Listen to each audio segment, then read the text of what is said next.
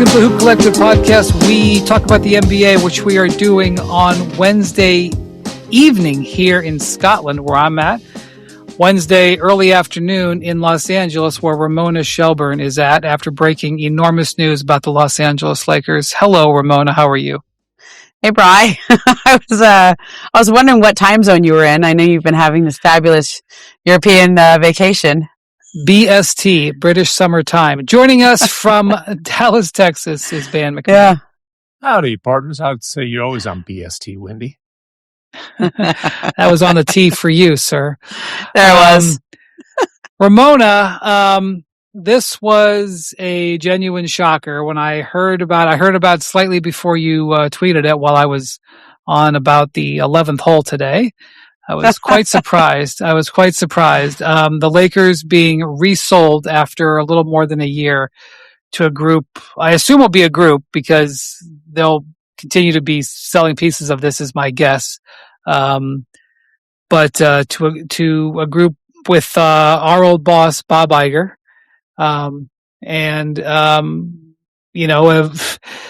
just a stunning turn of events. Ramona, how did the story come together, and what's your viewpoint of it? I had to take a minute too, Brian. When I first started getting wind of it, I would say very late last night in Los Angeles. So that would have been Tuesday night, very late Tuesday night. I couldn't even really wrap my head around this. Like, is this right? You got to run those things down, right? We all get tips like that and you run them down. And then, I went to bed thinking I was probably right, but I wasn't sure yet. And then I woke up very early and I knew I was right. And then we had to get enough confirmations to go with it. But it was, he owned the team for less than a year. Like, it was 10 months. Like, it's just, I understand the business aspect. I mean, let's go back to when Mark Walter first became a public figure to us when he bought the Dodgers. And that purchase was for $2.15 billion. And everybody was like, whoa, that's so much money, right? He just made $2.5 billion in 10 months selling the Lakers. And I don't think that was the initial intention of buying the shares of the Lakers. I think there was grand plans with the Walter Group and the Dodgers and the Lakers. I don't even think he was offering this up. The way this came together is the way this came together was that Josh Kushner and Bob Iger were one of the bid groups in Las Vegas. And they've been trying to get an expansion team in Vegas. From what I understand, the bidding on that franchise has gotten close to that $10 billion number, or at least where they were in that moment was around 10. And that's the same price the valuation Mark paid Jeannie Buss when he bought her shares of the Lakers. And I think both of them being LA natives go, we want to buy legacy brands. Like, why buy something new and start it all new and spend another $2 or $3 billion building an arena in Vegas without at least checking with Mark Walter? And I think we should talk about the backstory here, which is that there's been some reports over the last few months. Mark's under investigation with the Department of Justice. Everyone involved denies blanket denial that this had anything to do with it. But you and I are smart. And Tim, you're also here. I mean, I couldn't resist. Yes, Ramona. Gosh, that made my summer. I know. I couldn't. You left one on the tee and I didn't swing, so I had to do this one. Hall of Fame, Hoop Collective Hall of Fame, Ramona Shelburne. She's in. We're all very tired, so we can be funny like that. I think. Look, did he intend to sell the team and flip it? He just made a huge business. He just made a lot of money in 10 months. But are Josh and Bob Iger smart enough to know that somebody who's dealing with a lot of other issues might be receptive to a call like that? Yes. And from what I understand, this happened over the weekend. It was a short timetable that Mark had to think about this. I want to say a day or two that he had to even think about whether he would consider it. I don't think they initially offered 12.5. I think that got to that number of some back and forth. But they were either going to get a yes or a no from Mark and then get back into the expansion bid, right? They had to have an answer to, hey, before we go on Vegas, let's make sure that, we can't buy the Lakers instead. They're both from LA. Josh Kushner, you should all go and do a bunch of research on him.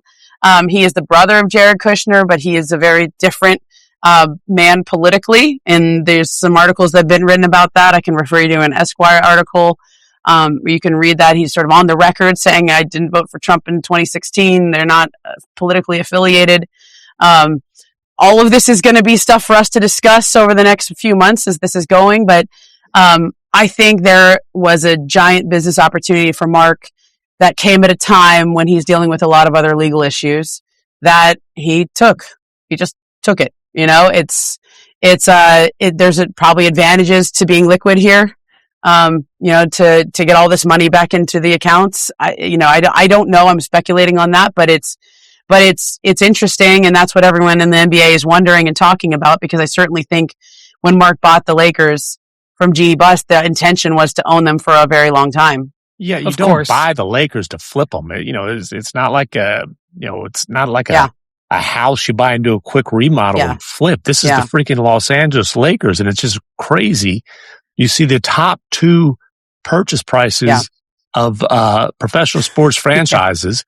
This broke the record that Mark Walter set less than a year ago. And it's just and look, I get a 25% profit, like $2.5 billion. That's more than Tillman Fertitta paid for the Rockets not that long ago. Yeah. I get that. Hold on. Let's just stop right now. Let's talk about things that we know, things that we believe. Let's start with things that we know. Okay. We know that Mark Walter is under investigation by the SEC. We are not insurance law specialists. Correct. We are not assistant U.S. district attorneys. We are not investigators, but he is under investigation. We know this. We know that he is under investigation because there is a suspicion that he might have put too much of his insurance company's money into his other businesses, which are referred to as affiliated companies.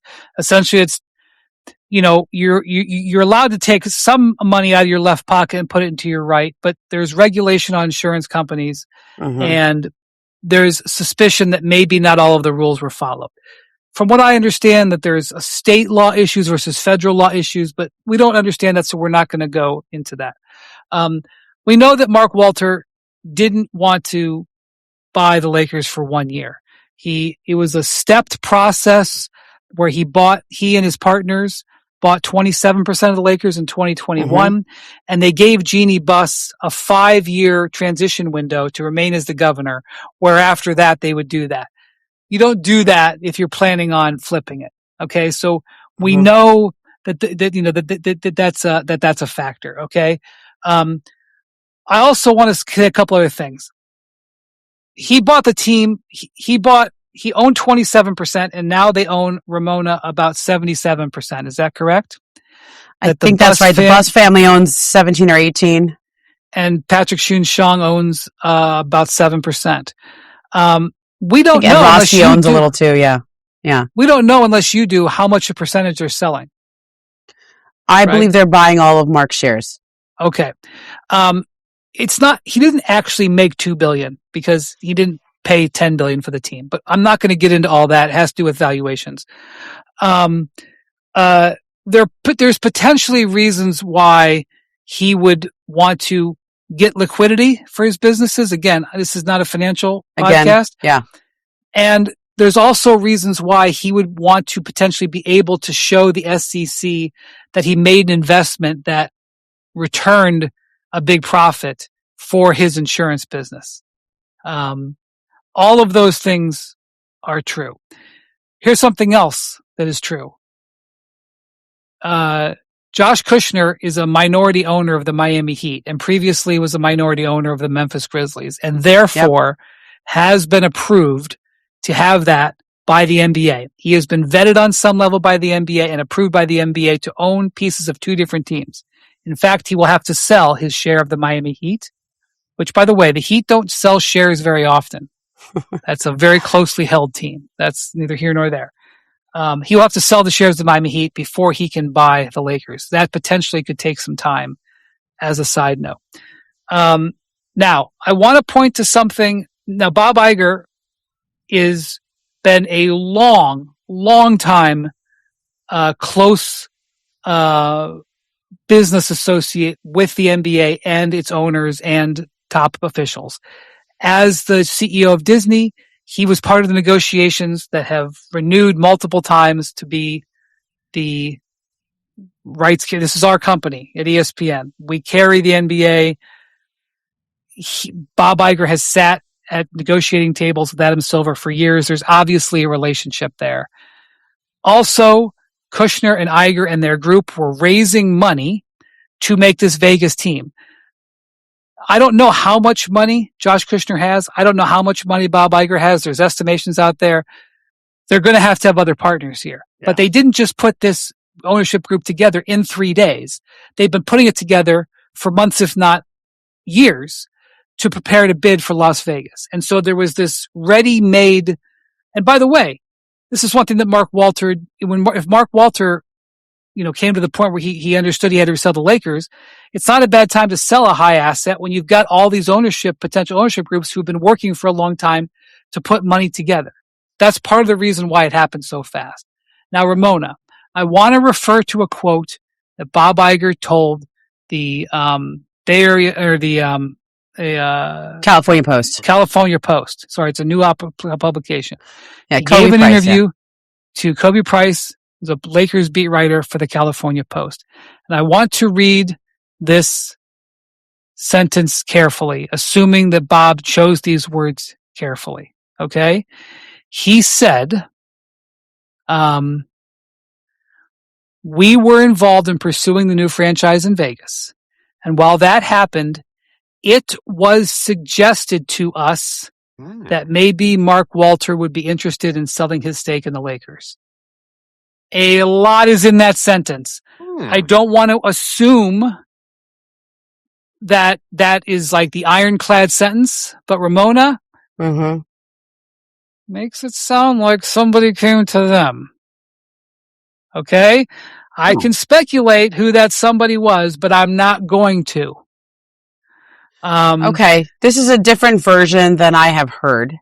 I don't want to say that that's inaccurate or anything. I don't want you to either. Right. This is why we as reporters, I'm never afraid to say I don't know yet. Right? We have to find this part out. But the sense I got is these are very well-connected guys, and they're very bright, and everybody in the league has been talking about what's going on with Mark Walter for the past month or so. I think there's been a Bloomberg story and a Wall Street Journal story. I've been digging on it. I think that's partially how I found out about this is, you're just kind of digging into things and calling the kinds of people who help you understand things like this. And so, they're smart enough to know that what's in the background matters. Okay, so did somebody push them? Did somebody tell them? I don't know. That's not what I've heard so far, but we shall see. There's more to come here. Yes. Well, what Bloomberg reported, again, this is Bloomberg's end of the business, not our end of the business. What Bloomberg reported was in the last couple of weeks since this investigation went public, that Mark Walter has been looking to take businesses that he moved his insurance money into and unwind them, so that he can get the money that he gave from his insurance company out of them. Now, I do not want to make an assumption as to why he's doing that, but he's been reportedly investigated for maybe not 100% following all the laws, putting his money into affiliated companies, and now he's trying to take money out of the affiliated companies and put it back to insurance. You can decide what you want to decide on how that goes, but I will say this: I'm not surprised it was $12 billion, Ramona, because in all honesty, I think the Lakers sold for less than they could have gotten on the open market a year ago, and I think a big reason they sold for less was because Jeannie Buss made the deal where she was able to stay governor for 5 years. I don't disagree with you. I think also you have to remember Mark had first right of refusal. Right. But they had it was the only deal. Yeah, but it was the only deal that she could, like, he was the only person she could deal with. Like, anybody else, if she would have put him up for sale, anybody else, let's say somebody else wants to bid 15, Mark could have then had the right to say, well, I'll bid 15. Like, he has the first right of refusal. I agree, but they were incentivized to work together because Walter's group was incentivized to work with Jeannie. And I think you have also reported that Jeannie will remain as the governor. So, I have not reported that. That was something that Iger said to Kobe. And I have not confirmed that. Iger's quote left, there was definitely a hedge in that quote. You know, great respect for Jeannie, I think. And it was Jeannie and the family, and we're going to do everything we can to honor the agreement that Mark had with her. But things could change. You know, there was a hedge in that quote. So I don't, what I've been told is, for now, this is business as usual with the Lakers. They've hired all these new people. They just, you know, completely redid the team. Luka Doncic is looking up going, wow, I thought it was strange in Dallas. Yeah, well, MacMahon, so Luka gives this quote, which is savvy. He's very smart to come out with the quote. By the way, Luka's ultimately all that matters is what he does on the court. But Luka's management of his public profile since he's become a Laker has been excellent, largely. Well, Luka's priority or prioritizing of that has changed because he got slapped in the face by the harsh realities of NBA business if you don't take an active approach in managing these kind of situations and in forming partnerships with ownership and front office and so on and so forth. And his business manager, Ramona knows her well, Laura Beth Sager, same business manager. I think Luka is allowing her to be more proactive and more aggressive. Well, whatever is happening with Luka, his management of situations and even how he got out in front at times of the unfortunate battle he's having over the custody of his children, he has been. Anyway, I don't want to get into that, but, you know, inviting his team to Slovenia, the moves he's made, investing in the community in Los Angeles. I just think Luka's everything. Team Luka is operating well. Ultimately, player Luka has to win. But one of the things he says in this, he makes a statement, and he says, "Being a Laker means everything to me." As an aside, an excellent opening line for the Laker fans who have gotten their heads a little bit on a swivel right now. I know it's very basic, but words matter, and this is beautifully constructed. I'm excited to get back on the court and bring a championship to LA. Okay, we have got check marks across the board. I'm thrilled about being a Laker, just in case anybody is like, oh my God, what does Luka think about all this thing? I want to play basketball. I'm so excited because, you know, he was injured and, you know, everything. Great. Bring a championship. You know, what the thing that fans want to hear, whether they're in Washington or LA or Siberia, is they want a championship. Beautiful, beautiful first sentence. Grade A. Period. I've gotten used to big changes over these last few years. Okay. This is him saying, okay, how many times are we going to sell? Is LeBron going to be on the team? No? Okay, fine. You know, so like, but this is him acknowledging. Forget that, dude. Big changes. Cuban sold. New ownership. He got backstabbed, traded in the middle of the night. Jeannie Buss sold, or the Buss family sold. Exactly. Now Mark Walter. McMahon. I mean, it's just like, this is his fifth ownership group. Okay, can we just go, wait, Brian, you like to do what we know versus what we think. Okay. So let's just do the timeline. All right. February 2025, Luka gets blindsided in the middle of the night trade. Okay. May, when he's just getting to know Laker fans and Laker ownership, Jeannie Buss sells the controlling interest to Mark Walter. He goes to like the Backstreet Boys concert with Mark Walter and the team. Remember that? Like, okay, everything's cool. You know, new white guy. Everybody's wearing white. They're at the Sphere together, except LeBron wasn't there. He was busy. He had other things going on that summer. But they he's kind of getting good with the new guy. He signs the extension in August. Okay, we're re-upping, and then the sale goes through in October. But let's back up a little bit, because in the reporting on Mark Walter and the DOJ investigation, the first investigation seems to have started in September of last year. Okay. And I think it was either Bloomberg or the Journal. So apologies to whoever had that first, but it was one of those two. September of last year. The sale to Mark Walter is approved in October. So did the NBA, were they fully apprised of what was going on behind the scenes when they approved this sale? I don't know that answer. That's something we all have to go look into and find out. But from what I understand, it was a fairly quick closing. I mean, he just wired $6 billion. Like, he just had it and he wired it. As one does. Right. And he'd already been as a 27% owner. Him and his group had already been approved. Obviously, they had to show that they had the money. They had to have a signed sales agreement. So, look, something happened though, because it went public, and your actions over words, Ramona. Mm-hmm. The actions of Mark Walter are a man who looks like he's in trouble and is trying to sell a bunch of stuff to unwind his trouble position. And the other thing that the Wall Street Journal reported on this, the investigation started, according to the Wall Street Journal, with an internal whistleblower. Ooh. Which is never good, of course. Anyway, I want to get back, but I'm not past, frankly, MacMahon, you saying he's had 5 owners in less than 3 years. Wow.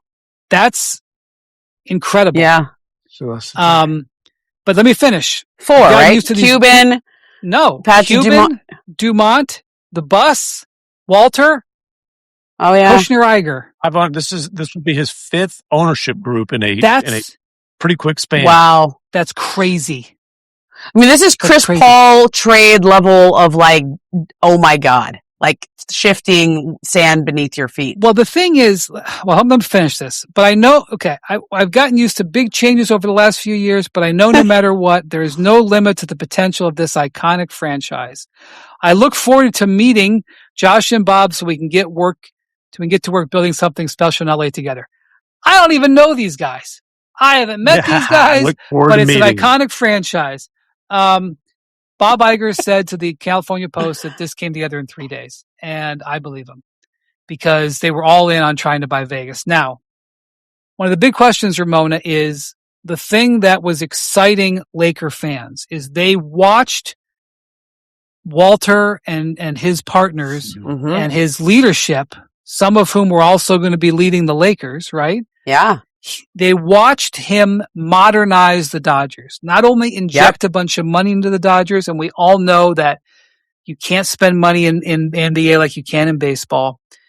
But there was this excitement that the Lakers were sort of a mom and pop operation, and Rob Pelinka has talked about this, that they were this money was going to be injected into the Laker franchise. They were going to modernize, and that this was going to potentially, hopefully, go down the Dodgers path.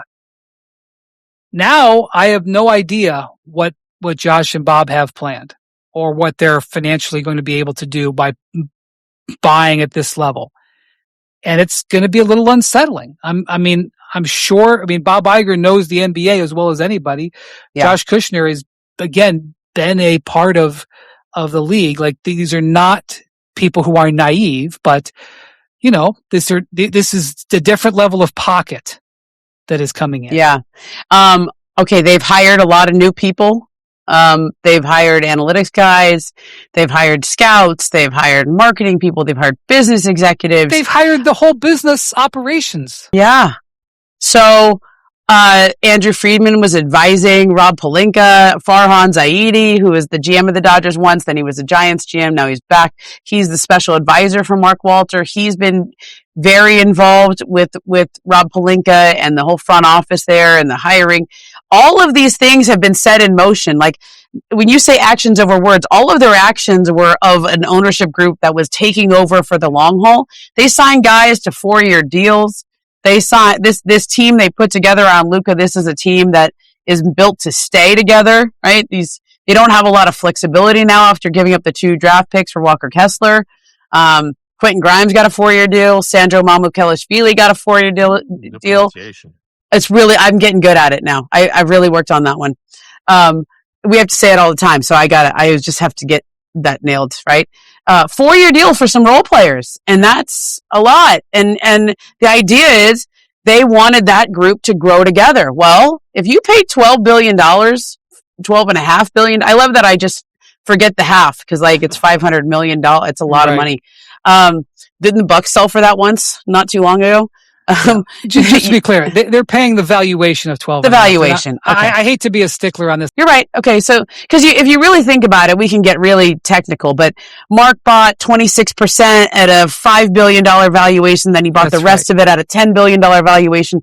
So he's actually done better. It's like, just think of it like a stock. Okay, if you bought the stock at 5 and then it goes up to 10, the first shares you bought really are worth a lot more now. Okay, and then the ones at 10 are worth a lot. Okay, so that's right. Yeah. Okay. Yes. Let's put it this way. It was a very good investment buying into the Lakers for Mark Walter and his group. And probably, I don't know, but probably terribly disappointing that he's got to sell them. Yeah. Let's work on our wording here, because I don't think we know that he had to sell them. I don't think we know yet that he wanted to sell Fair them. enough. I just think we know that he did sell them. Does that make sense? Like this is all. It just needs a lot more reporting. Seems like before had, and you're fine. I would be stunned. I don't know. I would be stunned if this was ever viewed as a flip. Stunned. I don't think it was ever viewed as a flip. I would say I don't think it's incorrect to conclude that two very smart businessmen saw another businessman who's dealing with some legal issues and took the opportunity to pounce. This is what guys like that do all the time. But they did not get it as a distressed asset. They did not get a discount price. Right. Without question. Okay. So now, we have a lot of questions that are unanswered. Yep. And we're just not going to know today. But I will say this, at the end of the day, these are people who are well respected within the NBA community. This is not Tom Dundon. Tom Dundon may end up being a better owner than these two. What do I know? I can't see the future, but there's a lot of owners who know these guys and like them. And as long as they can demonstrate they can bring the money, they will be approved. Okay. Well, he just made everyone a lot richer too. And Iger negotiated a lot of deals to send a lot of money to the owners over the years. And let's also bring up one name. I think it's an important name to bring up. Okay. Chris Paul is a very good friend of Bob Iger's.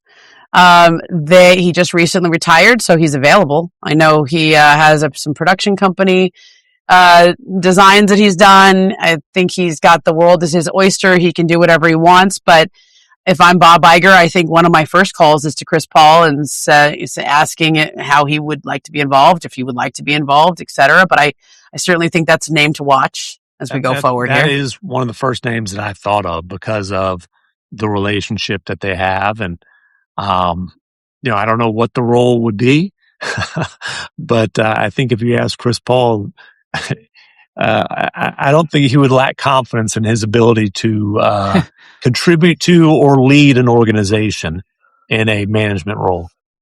The NBA bubble was basically put together by Chris Paul and Bob Iger going on walks in the Hollywood Hills during COVID. Yeah. They put it together. They talk about a partnership. Then they would call Adam Silver while they were walking and talk about it. It's a very fun Hoop Collective exclusive for you here, Bri. All right. We love it. Josh Kushner is married to a supermodel, close, right? And a couple of years ago, I think she is a bright woman who wants to have a career beyond being a model. And I think she is really bright. She has a whole background in business as well. She befriended Willow Bay, who is the wife of Bob Iger. And I think they've had a close friendship for several years. And as the wives get close, sometimes the husbands become friends too. And when Bob Iger retired from Disney the first time, he worked at Thrive Capital. He was an advisor there. They were doing deals. And then when he retired from Disney for good, I guess the second time, he became very involved in what is the new fund, Thrive Eternal, which is this fund that's now involved in the sports franchises, which is supposed to kind of value iconic brands. That's what they've pitched this fund as. This is check mark. Like this is an iconic brand. Yeah. Without question. I thought you would like that. I thought you would like listen.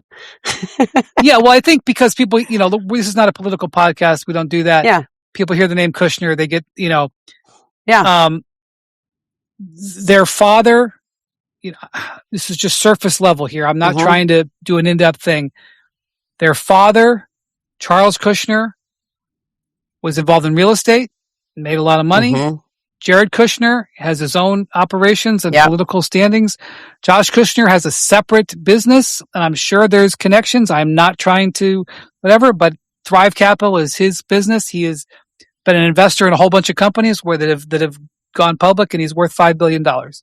Yeah. So whatever that's worth to you. Bob Iger was at one time planning or thinking about running for president as a Democrat. Well, and let's go back with Bob Iger. Okay. I got to know him. He was all of our bosses, but I got to know him because he would sit center court at Clipper games, and we just would go up and talk to him. He was a big fan. That's how he got to be friends with Chris Paul, and Chris kind of sought him out as a mentor. They've developed a genuine friendship and mentorship over the years. But Bob also tried to bring the NFL to Los Angeles about a decade ago. He was involved in a project down in Carson. It was going to be the Chargers and the Raiders down there. They kind of got outmaneuvered by your guy, Jerry Jones, and Stan Kroenke. And then they built the Rams, and Chargers ended up building SoFi Stadium, which is this jewel of a stadium now in Los Angeles. But there was talk of Bob Iger as an NFL commissioner. I mean, he's been talked about in many big roles over the years, and has had a long time interest in sports. His sports act for a long time. Yeah. And he's just found it. That's a pretty amazing thing. I wonder what he would say, especially if he was off the record. I wonder what he would say if you said, "Hey, you're going to own the Los Angeles Lakers." I don't even know. I don't even think he would have believed it. Well, the funny thing is, he's a Clippers fan. He's also a Knicks fan. He's also let's use the was there. Me of like Tony Ressler, who's the owner of the Atlanta Hawks. I was talking to Tony and his son, who's involved with the Hawks, and Tony's lived in LA for decades. His son was born and raised a Laker fan, grew up on the Kobe Lakers. Of course, they were Laker fans. Then they bought the Hawks, and then they became Hawks fans. Okay.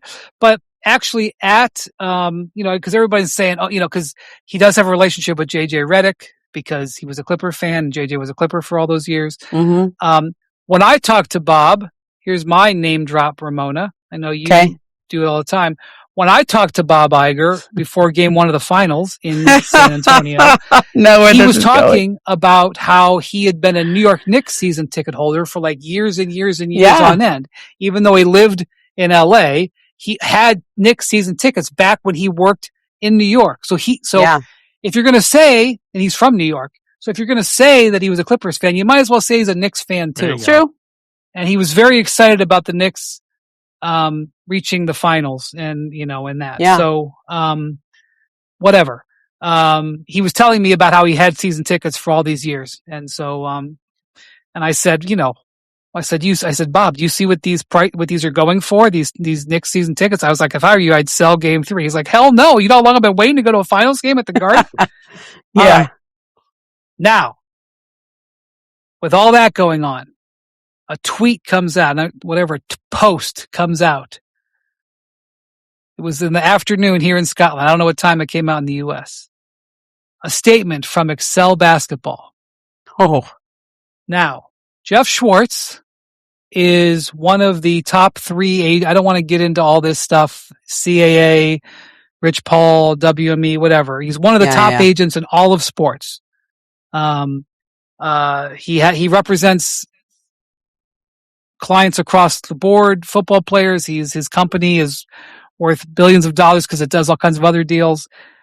Excel is his company. It makes a statement from Jeff Schwartz. I want to tell you, Jeff Schwartz is almost never quoted, ever.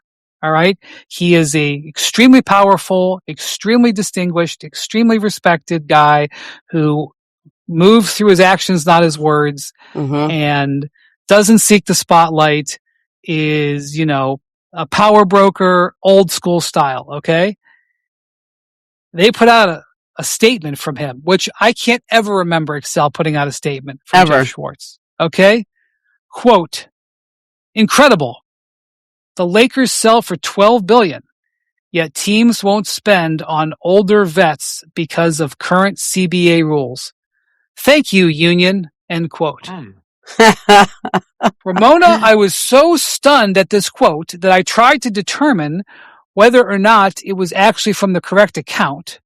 Yeah. And then I just text Jeff and said, just to be clear, this is 2026, deep fakes, what have you. Did you actually say this? I know it was from his company account, but I just wanted to be sure. And he said yes. He said, frankly, he's been upset for a while about this. All right, I'm not going to say any more because I'm not messing with Jeff Schwartz. But Ramona, this is an incredible thunderbolt from Jeff Schwartz, basically saying, now Jeff Schwartz represents dozens of players. But one of the players he's represented for several years is Russell Westbrook, who retired officially with a heartfelt video that was obviously went into a lot of planning in this video. It's him going through a house or, a building or different rooms. Was it a museum? Okay. It's a museum of his career. Different rooms of his career, different phases. And then he goes into the last room and it's unfinished. That represents his future. It's narrated by Michael B. Jordan. Yeah. That's a good get. So I don't know when they were planning on announcing this, but they decided to announce it today, the same day Lakers sold for $12 billion. But just the fact that an agent would come out of this caliber and say this publicly is another indication of something else going on in the league. So, but you know what? The reason that there wasn't a market for Russ was not related to price. The price was the minimum and had been. And I don't want to throw any kind of shade at Russ, but he's a very stubborn, headstrong guy who, there's a reason why he bounced around the league at the end. He didn't want to adapt to roles or evolve in his career. And so Schwartz's tweet, if that was a way of complaining about the lack of market for Russ, I'm sorry, I don't buy that. Well, this is what I'm going to say. That I'm not looking to get into a match and get involved with the union versus the agents versus the players are guaranteed 51% of the basketball revenue. For every $100 that is made in basketball related income, the players get 51 cents. They hold some of their salaries back in escrow to make sure that it all works out. Some years, the players get all of their money back plus more to equal it out. Some years, they have to give some of their money back. The salaries are not definitely the way that teams are making decisions and the way certain things are getting squeezed. The second apron is operating like a hard salary cap, which is what any union doesn't want. Right. But salaries are, as you said, MacMahon, overall salaries are not actually decreasing. Victor Wembanyama is taking less.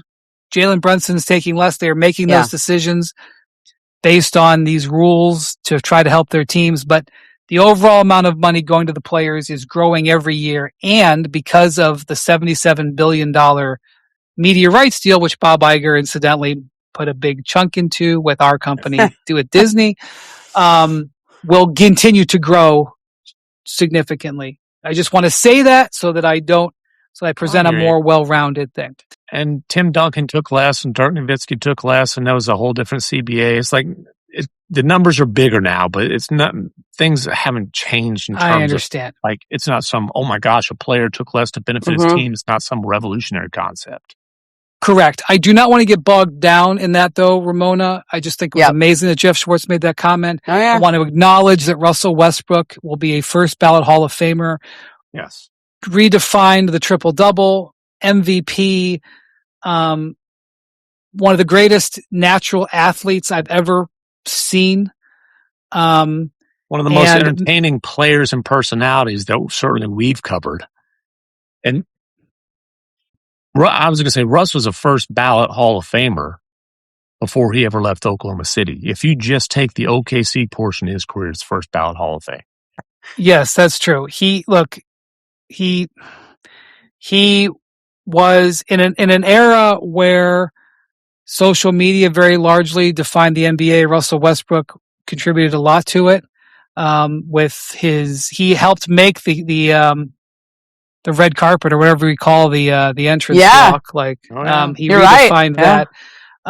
He had one of the most remarkable all-time shade moments walking the red carpet when he wore the photographer's vest. Oh, after when they I'll never forget the Lee Jenkins cupcake story.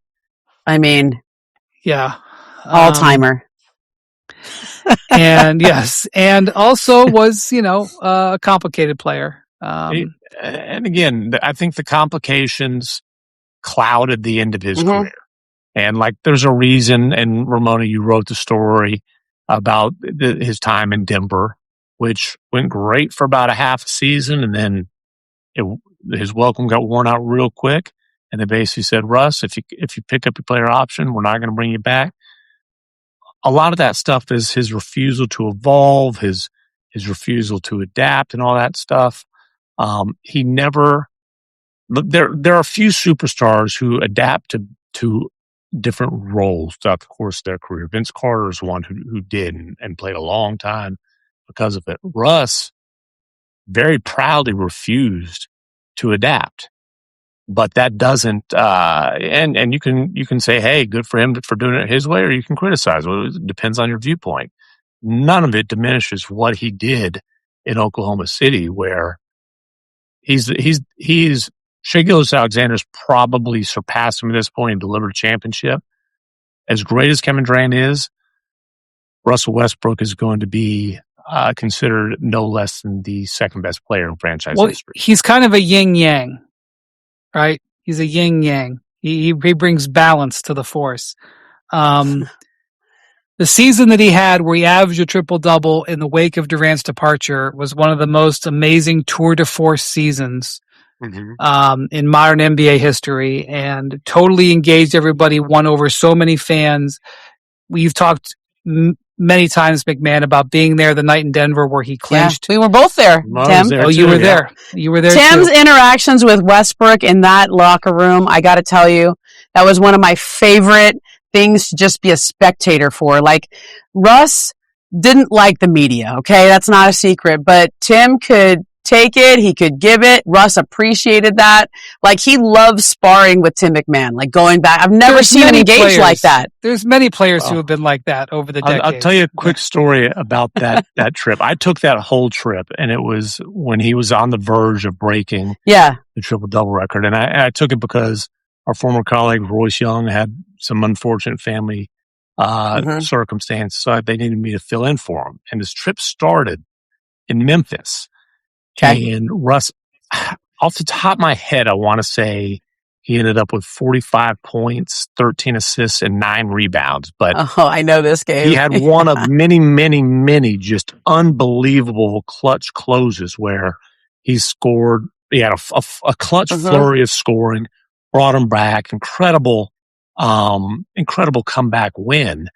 But he was a rebound short of the triple-double, or maybe it was an assist or whatever it was. And so he does his media, and I didn't know Russ real well at the time, but I went up to him after his scrum broke up, and I said, hey, Russ, I'm going to be on this trip. Just want to let you know you'll be seeing me on, for the duration of this trip, blah, blah, blah. And he said, okay, cool. I said, and John Reed, who's standing right next to me, he's one of the Thunder PR guys. I said, John Reed said that we could sit down for an hour in Phoenix. What the I said, I'm just messing with you, man. And so that's so great. At least temporarily, Russ liked me because of that moment. Now, during the year in Houston, we had some ups and downs. I tried, though, in Denver. He came up to me. Actually, we're in Minnesota. It was early in his year in Denver. I was at a shoot-around in Minnesota. And I'm just sitting there, and Russ, very loudly across the gym, says, "Hey, Tim." What's up, Russ? "I heard you've been talking." Anyway, so we had a long conversation about some of our podcasts and things that we said. And, he felt like we were attacking his character. And my thing was, hey, us saying that you refuse to adapt and evolve is not an attack on your character. And we had like a 15-minute discussion about like why he felt the way he did about he shouldn't have to adapt. He shouldn't have to change his game. They're not asking, another Hall of Fame point guard who was in the league at the time, who may or may not have been mentioned on the podcast, to change his game. Why did Russ have to change? Why did he have to go stand in the corner? All those, we had a 15-minute conversation. It was really interesting. And at the end, I said, "Russ, would you ever be willing to talk about that on the record? I want to do a story." He said, "When I decide the time's right." So the rest of the season, every time I saw him, I tried to convince him the time was right. I never did. Okay, so that season with the Thunder is iconic. Yin and yang. Yeah. He gets traded to the Lakers, and that season with the Lakers was not. Season and a half, and then the second. Well, there was a Washington Wizards, interlude in between that. Yeah. Rockets and Wizards. Rockets, yes. Yeah. Right. Yeah. I mean, there's yin and yang and all that. Like right, he was good for the Wizards. By the way, he was good going to the playoffs, right? Like, they haven't made the playoffs a lot. He put up some incredible numbers for the Rockets. There was this weird, like, he went there because Harden wanted him there. He wanted a team with Harden, and then the chemistry was weird. That's the year also that D'Antoni, in large part to benefit Russ, said, "Screw it. We're not going to play a center, period." They traded Capella. They cut this young big named Isaiah Hartenstein, by the way, at the time. PJ Tucker, 6'5", played center for him, and they won a lot of games, and Russ put up some incredible numbers. And then asked for a trade after the season, and they shipped him to Washington, where he put up great numbers for the Wizards. But then he wanted to win a championship, and the whole Lakers thing did not result in a championship. It was complicated. It obviously did not work. So, and whatever. I don't want to go into it. He had a great career, and he goes into retirement with a lot of people's respect and millions of fans. And that number 0 will be up in the rafters, I assume, at some point this season in Oklahoma City. Yeah, they put out a very heartfelt statement from Sam Presti and the Thunder right after it happened. Ramona, thank you so much for your time and your insight and your reporting. This is a big news break. I don't know where this one ranks in your career, but this one, that's up this there. Tweet, one of those in the Sterling ones, like that, Yeah, I don't know George trade. In terms of handshaking before you push send. Yeah, let me take a look at this exact moment where this tweet is at. Because this will be a big one. Let's see. We're at 15 million views right now. There you go. In less than 10 hours. So that's a lot. Thank you for taking time. I know it's been a tiring day. Yeah, it's okay. We're just getting started, right, Brian? It seems like there's a lot more for us to report on this story. I agree. It's actually, in all honesty, like, obviously it's a little bit fraught, and there's, some whiff of, possible controversy. We don't know for sure. But I think the Lakers are going to end up being just fine with this. Like, there's going to be some transition and stuff, but I don't think this is a bad day for the Lakers. That doesn't mean that it was, this is not moving out an owner who was negative. Like, he was sort of we didn't have a rating. He's, but, we'll see. I'll put it this way. If all the things that Mark Walter owned that he is going to sell for 3 days, in 3 days, even the Dodgers, even his F1 team, even his insurance companies or whatever, I'll bet only one of them could go up 20% in value and be sold in 3 days. And because think how long it took to sell the Dodgers the last time. My God. But it's actually an indication of how strong the Lakers and their brand are, that this could happen in this way. Mm-hmm. May not feel like that at this moment, but that's true. All right. Thank you to our producers, especially to Jackson, who has been producing this from O'Hare Airport as we deal with this. Jackson, we're paroled. Thank you to Miles. Thank you to Mark. Thank you to all of our producers. Thank you to MacMahon. Thank you for listening and watching the Hoop Collective. We'll talk to you soon. Adios, amigos.